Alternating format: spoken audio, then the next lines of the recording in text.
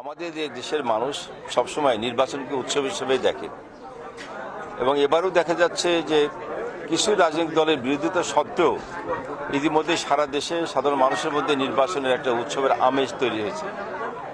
মানুষ এখন নির্বাচন নিয়েই তাদের উৎসবের তারা মেতে উঠেছে। এই পরিস্থিতিতে নির্বাচনটাকে আরও অধিকতর গ্রহণযোগ্য করার জন্য এবং এই উৎসবের আমেজটাকে আরও বৃদ্ধি করার জন্য আমরা দল থেকে কৌশলগতভাবে আমাদের কিছু সিদ্ধান্ত আছে যে সেই ক্ষেত্রে নির্বাচনে যাতে প্রত্যেকটা এলাকায় একাধিক প্রতিদ্বন্দ্বী প্রার্থী নির্বাচনে অংশ নিতে পারে এবং জনগণ যেন তাদের পছন্দের ভোট প্রয়োগ করে তাদের পছন্দের প্রার্থীকে নির্বাচিত করতে পারে সেই সুযোগ করে দেওয়া হয়েছে। আমি মনে করি যে এতে নির্বাচনের উৎসবের মাত্রাটা আরও বৃদ্ধি পাবে। এখানে বিশৃঙ্খলা হওয়ার খুব একটা সুযোগ নেই। না, আমরা তো যে 14 দলের জোট আছে সেই জোট তো আমাদের থাকবে, এখনও আছে। নির্বাচনে এখনও তো শেষ হয় নাই। নির্বাচনে আমাদের 30 তারিখে মনোনয়নপত্র জমা দেওয়ার শেষ সময়। এরপরে মনোনয়ন বাছাই প্রক্রিয়ার পরে প্রত্যাহারের শেষ সময় হচ্ছে 17ই ডিসেম্বর। এই সময়ের মধ্যে আমাদের জোটের ব্যাপারে আর কার্যকরী সিদ্ধান্তটা হবে। এটা নিয়ে হতাশ হওয়ার কিছু নেই বা বিভ্রান্ত হওয়ার কিছু নেই।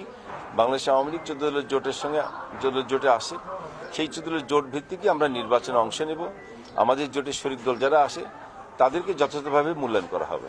আমার মনে হয় যে বিএনপি যেহেতু নির্বাচনে নেই এবং রাজনৈতিকভাবে তারা রাজনৈতিক দল হিসেবেও আর মানুষের কাছে বিবেচিত হচ্ছে না, তাদের সাম্প্রতিক কর্মকাণ্ড কোনোটাই রাজনৈতিক নয়। তার বাসে আগুন দেওয়া, ট্রেনে আগুন দেওয়া, গাড়িতে আগুন দিয়ে এই সমস্ত কর্মকাণ্ড এটা সন্ত্রাসী কর্মকাণ্ড। বিএনপি এখন সন্ত্রাসের রাজনীতির মধ্যে চলে গেছে। অতএব এই সন্ত্রাসী কর্মকাণ্ডের সঙ্গে যারা জড়িত তাদের কথাবার্তা আমার মনে হয় যে এটার আমলে নেওয়াটারও কোনো যৌক্তিকতা নেই বা এটা নিয়ে আলোচনা করার কোনো প্রয়োজন নেই। আমরা বারবারই বলেছি যে আমাদের আগামী জাতীয় সংসদ নির্বাচন অবাধ নিরপেক্ষ হবে এবং নির্বাচন কমিশন একবারে সম্পূর্ণ স্বাধীন। নির্বাচন কমিশন অবাধ নিরপেক্ষ নির্বাচন করার ব্যাপারে বদ্ধপরিকর। এ ব্যাপারে নির্বাচন কমিশনের সব ক্ষমতা দেওয়া আছে।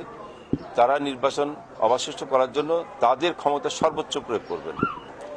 আমি তো নির্বাচনে দলীয় মনোনয়ন আমাকে আবারও বাংলাদেশ আওয়ামী লীগের পক্ষ দিয়ে দিয়েছে। মনোনয়ন জমা দেব 30 তারিখে। এরপরে দায়িত্বটা হচ্ছে সাধারণ ভোটারের। ভোটাররা যদি মনে করেন, পছন্দ করেন, ভোট দেবে। যদি মনে করেন যে আমার সে ভালো কোনো প্রার্থীকে ভোট দিয়ে নির্বাচন করতে চান, সেটাও তারা করতে পারেন। এটা তাদের সম্পূর্ণ গণতান্ত্রিক অধিকার। অথবা আমি মনে করি যে উৎসবমুখর পরিবেশে নির্বাচন হোক, ভোটাররা তার পছন্দের প্রার্থীকে বেছে নিক। এখানে জয় পরাজয় কি হবে না হবে সেটা ফলাফলের পরে বোঝা যাবে।